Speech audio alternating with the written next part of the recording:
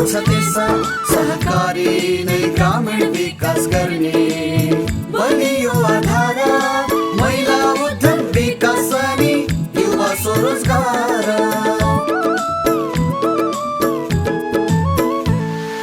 सबै मिलिजुली गरौँ उन्नतिको कर्म स्वावलम्बी र समृद्धि नै सहकारीको मर्म समानता र स्वाधीनताको भावनाले भरौँ आर्थिक अनि सामाजिक सांस्कृतिक विकास गरौँ सहकारी दर्पण सहकारी दर्पण सहकारी दर्पण। नमस्कार, कार्यक्रम सहकारी दर्पणबाट यो कार्यक्रम प्रत्येक शनिबार साँझ 6:05 देखि करिब 20 मिनट अवधिभर सहकारीका विविध विषयवस्तु समावेश गरी प्रस्तुत गर्ने गरिन्छ। स्वागत एवं सहकारी अभिवादन आजको यो श्रृङ्खलामा पनि सम्पूर्ण दर्शक महानुभावहरूमा। आदरणीय दर्शक महानुभावहरू, आजको कार्यक्रममा हामी सहकारी गतिविधि र महोत्तरी जिल्लाको गौशालामा रहेको एउटा सहकारी संस्थाले सञ्चालन गरेका क्रियाकलापहरू प्रस्तुत गर्नेछौँ। कार्यक्रम सुरु गरौँ सहकारी गतिविधिबाट।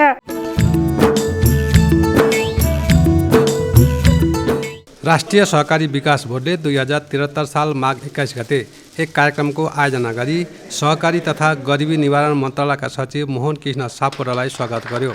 मन्त्रालयका सचिवलाई स्वागत गर्दै बोर्डका सहअध्यक्ष सरोज कुमार शर्माले मन्त्रालयका पदाधिकारीहरू सहकारी आन्दोलनप्रति सकारात्मक भएको हुँदा सहकारी क्षेत्रको विकास हुने विश्वास व्यक्त गर्नुभयो। बोर्डले मन्त्रालयको समन्वय र सल्लाहमा काम गर्ने बताउँदै मन्त्रालयका कार्यक्रमहरू सफल बनाउन बोर्ड सधैँ तयार रहेको बताउनुभयो। सहकारी तथा गरिबी निवारण मन्त्रालयका सचिव मोहन कृष्ण सापकोटाले बोर्डले आफूलाई स्वागत गरेकोमा धन्यवाद दिनुभयो। उहाँले बोर्डले सहकारीका उत्पादन वितरण प्रणाली र रोजगारी सृजना हुने खालका व्यावसायिक योजनाहरू बनाउनु पर्ने बताउनुभयो। उहाँले सहकारीको प्रवर्धन र विकासका लागि बोर्डका कार्यक्रमहरू प्रभावकारी हुनुपर्ने बताउनुभयो। बोर्डका सदस्य सचिव प्रसन्न कुमार कोइरालाले स्वागत गर्दै सचिवज्यू प्रशासनिक क्षेत्रको लामो अनुभव प्राप्त व्यक्ति भएको हुँदा यस क्षेत्रमा काम गर्न सहज हुने विश्वास व्यक्त गर्नुभयो। बोर्डका सल्लाहकार विजयराज घिमिरेले सहकारी आन्दोलनलाई मजबुत बनाउन मन्त्रालयले बोर्डलाई सहयोग गर्नुपर्ने बताउनुभयो।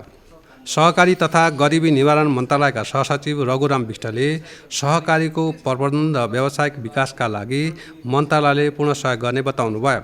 बोर्डका निर्देशक शिवप्रसाद घिमिरेले बोर्डको उद्देश्य र कार्यक्रमको बारेमा विस्तृत रूपमा जानकारी गराउनु भएको थियो। कार्यक्रममा बोर्डका सम्पूर्ण कर्मचारीहरूको उपस्थिति रहेको थियो।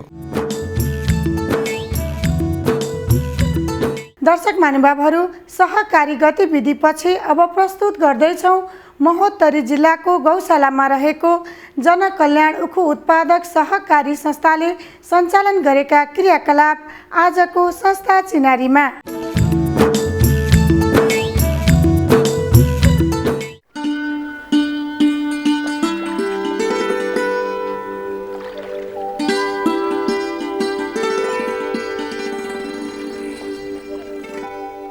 नेपालको तराई क्षेत्र कृषि उत्पादनका दृष्टिले अत्यन्तै सम्भावना बोकेको क्षेत्रको रूपमा रहेको छ। उर्वर खेतीयोग्य जमिन अनि हावापानी अनुकूलतालाई ख्याल गर्दै विभिन्न प्रकारका कृषि उपजको उत्पादन पर्याप्त मात्रामा हुने गरेको छ। पहाडी क्षेत्रको दाँजोमा खेतीको लागि तराईका फाँट निकै सहज छ। तुलनात्मक रूपमा सिँचाइ तथा यातायातको सहजताले गर्दा खेती व्यवसाय अझै उपलब्धिमूलक भएको पाइन्छ तराईमा। यसै कारण नेपालको तराई क्षेत्रलाई कृषि उपजको भण्डारको रूपमा पनि लिने गरिन्छ। तराईमा भइआएका विभिन्न प्रकारका खेती व्यवसाय मध्ये उखु एउटा मुख्य नगदे बालीको रूपमा लिइन्छ। खास गरी चिनी उत्पादन उद्योगमा बढी मात्रामा उपयोग हुँदै आएको उखु बाली कृषकका लागि निकै लाभदायक बालीको रूपमा रहेको छ। तर पछिल्लो समयमा यसको बजारीकरणमा देखिएका समस्याका कारण उखु खेतीप्रतिको आकर्षण घटेको अवस्थालाई महसुस गर्दै सहकारी मार्फत यसको प्रवर्धनमा जोड दिएको पनि पाइन्छ। तराईको एउटा जिल्ला महोत्तरीमा विक्रम सम्वत 2066 सालमा विधिवत स्थापना भई उखु उत्पादनलाई विशेष रूपमा जोड दिने वातावरणको सिर्जना गर्दै उत्पादित उखुको बजारीकरणमा आफ्नो भूमिकालाई क्रियाशील बनाउँदै आएको गौशालामा रहेको जनकल्याण उखु उत्पादक सहकारी संस्था हो यो। जस्तै हामीले एक हातबाट जो गर्न नसकेको काम अझै 2500 चाहिँ 100 हात एक ठाउँमा आयो भनेदेखि हामी धेरै गर्न सक्छौँ। त्यसकारण यो सहकारीले त राम्रो गरिहाल्छ र पहिलेको भन्दा मैले यो सहकारी चाहिँ जुन नेपालमा चाहिँ अब जुन सुरुवात भइसकेपछि खास गरेर 2048 सालदेखि अगाडि बढेको नेपालमा चाहिँ एउटा परिवर्तन पछि माने बढेको छु। त्यसले गर्दाखेरि यहाँ के देखिएको छ भनेदेखि पहिलेको भन्दा चाहिँ विभिन्न सेक्टरमा चाहिँ सहकारीले राम्रो उल्लेखनीय कामहरू अगाडि बढाउँदै लगेका छन्। यस जनकल्याण उखु उत्पादक सहकारी संस्थाले बजारीकरणको लागि गरेको एउटा प्रयास स्वरूप सञ्चालन गरेको यो मिठा भेली उद्योगलाई लिन सकिन्छ, जहाँ उखुको रस निकाली त्यसलाई प्रशोधन गरी भेली उत्पादन गर्ने गरेको छ। यो उद्योग सञ्चालनको लागि राष्ट्रिय सहकारी विकास बोर्डले सहकारी संस्थालाई 12 लाख रुपैयाँ ऋण प्रदान गरेको छ भने थप रकम संस्थाबाटै जोहो गरी करिब 17 लाख रुपैयाँको लगानीमा भेली उत्पादन उद्योगको स्थापना गरेको हो। उखु उत्पादनको समयलाई मध्यनजर गर्दै पुष महिनादेखि चैत्र महिनासम्म यो उद्योग सञ्चालन हुने गरेको छ। उत्पादित भेली स्थानीय विभिन्न बजारमा बिक्री वितरण पनि हुँदै आएको छ। जुन यो सहकारीमा जुन शेयर सदस्यहरू हुन्छ उहाँहरूको उखु किन्ने अनि त्यसबाट मिठा उत्पादन गर्ने अनि मिठा बेच्ने। हाम्रो मधेसमा जब तिलको लाई बनाउँछ, त्यसपछि तपाईँको मुढीको लाई बनाउँछ, चुराको लाई बनाउँछ, अरू विभिन्न किसिमको लाई, त्यसमा मिठा नै चाहिन्छ। बिक्री चाहिँ हामी जस्तो ढल्केबर भयो, तपाईँको लालबन्दी, बालबाँस, यी मार्केटहरूमा हामी बिक्री गर्छौँ। अरू यो बाहेक तपाईँको सियर बाहेक अरू पनि किसानहरू छ भनेदेखि हामी उहाँहरूसँग पनि किने गरेका छौँ। वर्षको त हामी अहिले भर्खर सञ्चालन गरेको छौँ। यो साल अब मिठा उखु किनेर मिठा बिक्री गरेर अनि हिसाब गरेर मात्रै थाहा पाउँछु कति आम्दानी भयो कति खर्च भयो। लगभग पुरै सिजनमा 2.5-3 लाख जति हाम्रो प्रफिट हुन्छ, सबै लेबर्सहरूको खर्च सबै काटेर। यस जनकल्याण उखु उत्पादक सहकारी संस्थाले उत्पादित उखुको उचित मूल्य प्रदान गरेर खरिद गरिदिने भएका कारण कृषक सदस्यहरूमा यसको खेती तथा उत्पादनमा उत्साह बढेको महसुस गरिएको छ। अझ सहकारी मार्फत सहज रूपमा ऋण पनि पाएपछि त झन सजिलो भएको उखु उत्पादक कृषक सदस्यहरूको भनाइ छ। सहकारीबाट पैसा छैन, ऋण लियो, ऋण लिएर अनि खाद मल किन्यो, हर चिज सबै कुरा भयो त्यसमा उखुको लागि। अनि उख पनि उब्जियो, अब फेरि त्यही सहकारीमा उख पनि दियो, अगर नगदी पैसा लियो, फाइदा त फाइदै छ। उखु मिलमा लाइनमा लाग्नुपर्छ, पुर्जी त्यहाँबाट लाउनुपर्छ मिलबाट, अनि लाउनमा लाग्नुपर्छ, अनि भाडा पनि तिर्नुपर्छ 50 रुपियाँ कुइन्टल। यहाँ केही पनि लाग्दैन। फाइदा धेरै फाइदा छ, वर्षको त फाइदा अब के, मिल भन्दा त राम्रो छ, यो नगदी आउँछ पैसा, त्यही फाइदा कि सहकारी काम त राम्रो हो, सबै किसानको फाइदा हुन्छ यसबाट, त्यही कि किसानको फाइदा होस्, अरू के भन्नु। सहकारी संस्थाले उखु खेतीको लागि ऋण दिने र उत्पादित उखु पनि सहकारी संस्थाले नै खरिद गरिदिने भएका कारण ऋण किस्ता तिर्न पनि सजिलो भएको कृषकहरूको भनाइ छ। अन्य खेतीको दाँजोमा उखुबाट राम्रो फाइदा मिल्ने भएपछि यस क्षेत्रका कृषकहरू उखु खेतीप्रति निकै आकर्षित हुन थालेको देखिन्छ। सहकारी संस्थाबाट ऋण दिएछ होइन, ऋण दिनुभएछ, ऋण ल्याएपछि त्यहाँ हामी उखु उत्पादन गरेछु। उखु उत्पादन गरेपछि त्यो तुर्पिनमा मिलमा लगेर त्यहाँ दिन्छौँ। त्यही बालबच्चालाई पालेछु, त्यही आम्दानीबाट त्योहरू त्यस बेचेर दिन्छ, त्यहाँ हामी लगेर दिन्छौँ। त्यो सहकारी संस्थाको पनि आम्दानी हुन्छ, हामीलाई पनि आम्दानी हुन्छ। सहकारीको स्थापना हुनु पूर्व चिनी मिलको भरमा उखु खेती हुने गरेको थियो। त्यसको मूल्य निर्धारण, भुक्तानी प्रक्रिया आदिमा उखु उत्पादकहरूको असन्तुष्टि रहेको कारण उखु खेतीमा निराशाको अवस्था सिर्जना हुन पुगेको थियो। तर सहकारी मार्फत उखु खेतीको प्रवर्धन र बजारीकरण हुन थालेपछि अहिले त्यो अवस्था नरहेको भनाइ छ। अब पहिला जुन थियो त्यो हाम्रो उखु एउटा चिनी मिलको घरमा मात्रै थियौँ। चिनी मिलले अब आज लियो, अब कहिले 2 महिना कहिले 6 महिनामा पैसा दिन्थ्यो। त्यसैले हामीले किसानहरूलाई जम्मा गरेर यो संस्था गठन गरौँ, यसबाट हामी मिठा भेल उत्पादन गर्छौँ, हामी बिक्री गरौँ, 15 दिन या 7 दिनको भित्रमा हामी पेमेन्ट गर्छौँ। अनि त्यो चिनी मिलको सहयोगमा अब जसको उखुको मात्रै आम्दानी छ, 4 महिना पैसा दियो भने बिचमा पैसाको त उको हाकारै हुन्छ, पैसै हुँदैन, काम गर्नु सक्दैन। आफ्नो बालबच्चाको पढाइ लेखाइ या स्वास्थ्यको जाँच पडतालमा चाहिँ तिनीहरूलाई अलिकता समस्या पर्छ। यो हामी त्यो सोचेर गरेछौँ कि किसानलाई चाँडै हामी पेमेन्ट गरौँ र हामीले 7 दिनभित्रमा पेमेन्ट गर्छौँ। आफ्नो काम छ, खेतीमा लगानी गर्छ, आर्थिक विकास भएछ यिनीहरूको। सहकारी मार्फत उखु खेती गर्ने कृषक एकताबद्ध भई यसको उत्पादन र बजारीकरणमा जुटेपछि स्थानीय कृषक सदस्यहरूको जीवनस्तरमा पनि निकै राम्रो सुधार आएको भनाइ छ।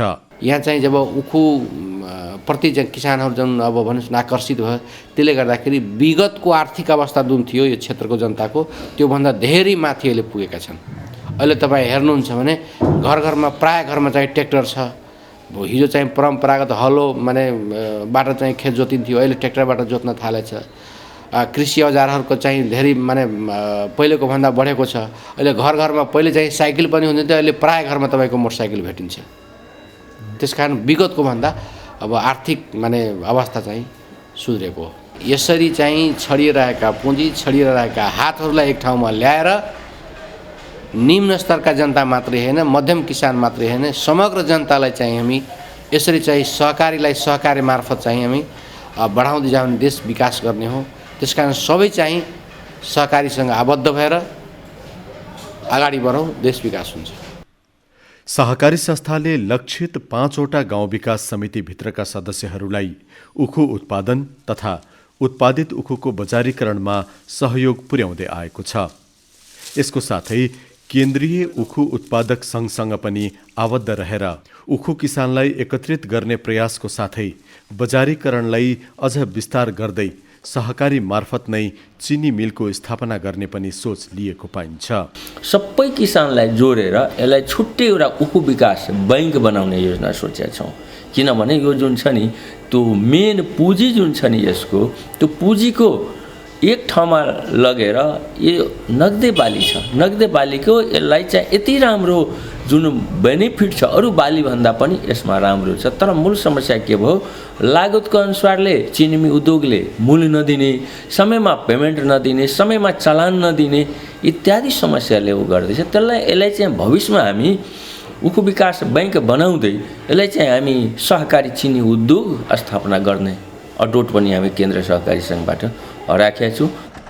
साथै भेली उत्पादन गर्ने यस्ता उद्योगका कारण बजार विस्तार हुँदै गएको अनुभवका आधारमा उखु उत्पादनको सम्भावना भएको स्थानलाई ध्यानमा राखेर यस्ता उद्योगको पनि विस्तार गर्ने सोच रहेको भनाइ पनि छ। हाम्रो 4 वर्ष अगाडिदेखि नै हाम्रो केन्द्र सहकारी सङ्घ र एउटा उखु मिथिला उखु उत्पादक सहकारी संस्थाबाट हाम्रो सिराहामा सुरुवात छ, सिराहाको चौरबामा। दोस्रो हामीले गत साल एउटा चाहिँ धनुषा जिल्लाको बटेश्वरमा सुरुवात गरेका छौँ। तेस्रो चाहिँ यो 3वटा छ र जहाँ जहाँ चिनी उद्योग छैन, जहाँ जहाँ किसानहरूलाई अलिकता भनौँ न त्यस्तै ठाउँ छ, अप्ठ्यारो ठाउँ, त्यहाँबाट चाहिँ चिनी मिलमा चाहिँ ल्याउन अप्ठ्यारो हुन्छ भने त्यो ठाउँमा हामी चाहिँ मिठा उद्योग सञ्चालन गर्ने र आफ्नो सदस्यहरूलाई जसरी हुन्छ उखु किसानलाई एकवाद गरेर राहत दिने कार्यक्रममा हामी केन्द्र उखु सहकारी सङ्घबाट यो अभियानै चलेको छ। यसरी जनकल्याण उखु उत्पादक सहकारी सङ्घ मार्फत उखु उत्पादनमा कृषकहरूलाई गरेको प्रोत्साहनको कारण निराशा छाउँदै गएको व्यवसायमा उत्साह सञ्चार हुन पुगेको छ। यसको साथै उत्पादित उखुको बजारको सुनिश्चितताका कारण यसप्रति अझै आकर्षण बढ्दै गएको पाइएको छ। यसले गर्दा रोजगारीको खोजीमा विदेश पलायन हुने युवाहरूलाई पनि यसले आकर्षित गर्दै लगेको र उद्योग व्यवसाय विस्तार हुँदै जाँदा सँगसँगै रोजगारीका अवसर पनि सिर्जना हुने भएकोले यसलाई वैदेशिक रोजगारीको विकल्पको रूपमा समेत हेर्न थालिएको भनाइ पाइन्छ। कतिपय चाहिँ युवाहरू जुन विदेश खाडी मुलुक लगायतका माने जो चाहिँ बाहिर गएका छन् उनीहरू त्यहाँबाट जुन दुःख पीडाहरू भोगिसकेपछि नेपालमा फर्काएर कैयक चाहिँ युवाहरू व्यावसायिक कृषितिर चाहिँ लागेका छन्। चाहे सहकारी मार्फत उसले चाहिँ बङ्गुर पालन या चाहिँ बाख्रा पालन या कुखुरा पालन लगायतका, त्यसले गर्दाखेरि धेरै हाम्रो देशमा धेरै ठाउँ उदाहरणीय माने देखाएका छन्। त्यसकारण मलाई के लाग्यो भनेदेखि यसरी चाहिँ विदेश जुन पलायन भइरहेको छ, मलाई हुन त हाम्रो राज्य पक्षले जसरी उनीहरूलाई चाहिँ कन्भिन्स गर्नुपर्ने, जसरी चाहिँ यसलाई चाहिँ अलि अभियानको रूपमा लानुपर्ने त्यो लगिसकिरहेको अवस्था छैन। तर मलाई के लाग्छ भनेदेखि यसरी सहकारी मार्फत चाहिँ ती चाहिँ युवाहरूको इन्ट्रेस्ट होइन, उनीहरूलाई चाहिँ थोरै चाहिँ राज्यबाट सहयोग भनेदेखि उनीहरूलाई चाहिँ नेपालमा रोक्न सकिने केही हदसम्म चाहिँ प्रयत्न हुन्थ्यो, केही हदसम्म रोक्न सकिन्थ्यो जस्तो लाग्छ। सहकारीका माध्यमले स्थानीयको समस्या पहिचान गर्दै तिनको समाधानको लागि संस्था मार्फत गरिएको प्रयासले सकारात्मक परिणामहरू देखिँदै जान थालेको अवस्था निश्चय नै उत्साहप्रद छ। सदस्यहरूको आर्थिक तथा सामाजिक अवस्थामा आएको परिवर्तनलाई त्यसैको उदाहरणको रूपमा हेर्न सकिन्छ। सदस्य र संस्था एक अर्काका परिपूरकको रूपमा हेर्ने गरिएको अवस्था अनुकूल यहाँ पनि सदस्यहरू सँगसँगै संस्था आर्थिक रूपमा बलियो बन्दै जान थालेको पाइन्छ। हाम्रो यहाँका किसानहरूको लागि बचत जम्मा गर्ने र उहाँहरूलाई ऋण दिने उद्देश्य राखी हाम्रो अफिस सञ्चालन हो। त्यसपछि हामी किसानहरूलाई, उखु उत्पादन गर्ने किसानहरूलाई यहाँबाट ऋण दिने, ऋण दिइसकेपछि उनीहरूबाट सहुलियत दरमा ब्याज लिई हामी सञ्चालन गरेको हो। हाम्रो सदस्य यसमा अहिलेसम्ममा 213 जना छन्, जसमध्ये 20 जना महिला छन् र 193 जना पुरुष छन्। यसमा अहिलेसम्म हाम्रो सेयर पुँजी 9,47,000, यो आर्थिक वर्षमा हाम्रो 10,16,426 हाम्रो बचत छ। यसलाई कृषि किसानहरूको लागि लगानी गर्यो। जुन सानतिनो अब पसल गरेछन् तिनीहरूको लागि पनि आर्थिक अवस्था उकास्नको लागि तिनीहरूलाई पनि लगानी गरेछौँ। सहकारी संस्थाले बजारको अवस्थामा अझ सुधार ल्याउन चिनी मिल सञ्चालन गर्ने सोचका अलावा यस्ता भेली उद्योगको क्षमतामा सुधार गर्दै उखु उत्पादन गर्ने कृषकहरूलाई सहयोग पुर्याउँदै जाने सोच लिएको पाइन्छ। भविष्यमा हाम्रो चाहिँ यसलाई उद्योग होला। अहिले हामी चाहिँ एउटा 3वटा कारा मात्रै सञ्चालन गरेका छौँ र अर्को सिजनमा हामी यसलाई डबल गर्छौँ। यो अहिले जुन 7 क्विन्टल 6 क्विन्टल उत्पादन गर्छ त्यसलाई हामी 14-15 क्विन्टल उत्पादन गर्ने किसिमको यसलाई बढाउँदै जाने र पछि भयो भनेदेखि हामी चिनी मिलको पनि स्थापना गर्न सक्छौँ। हाम्रो त्यो आफ्नो इच्छा छ। तराई क्षेत्रको अत्यन्त सम्भावनायुक्त बाली उखु खेतीको बजारको अवस्थालाई लिएर उत्पादकमा छाएको निराशालाई आशा र विश्वासमा बदल्न महोत्तरी जिल्लाको गौशालामा रहेको जनकल्याण उखु उत्पादक सहकारी संस्थाले खेलेको भूमिकालाई प्रशंसापूर्वक हेर्न सकिन्छ। यसरी नै उखु खेती गर्ने कृषकलाई हौसला प्रदान गरी यसको व्यावसायिक विकासको साथै सदस्यहरूको जीवनस्तर माथि उकास्न संस्थाले चाल्ने हरेक भावी प्रयासले सधैँ सफलता पाउँदै जाउन् हाम्रो शुभकामना। दर्शक महानुभावहरू, यो कार्यक्रम तपाईलाई कस्तो लाग्यो? कार्यक्रमको बारेमा तपाईको प्रतिक्रिया अवश्य पठाउनुहोला। हाम्रो ठेगाना हो राष्ट्रिय सहकारी विकास board Pulchowk Lalitpur, post box number 5717, phone number 5010-131, email cooptex@gmail.com। हवस् त दर्शक महानुभावहरू, आजको हाम्रो कार्यक्रमको निर्धारित समय सकिने लागेको छ। सहकारी सम्बन्धी विविध सामग्री लिएर आगामी शनिबार साँझ 6:05 भेट्ने बाचा गर्दै आजको कार्यक्रमबाट हामी सबै बिदा चाहन्छौँ। नमस्ते, जय सहकारी।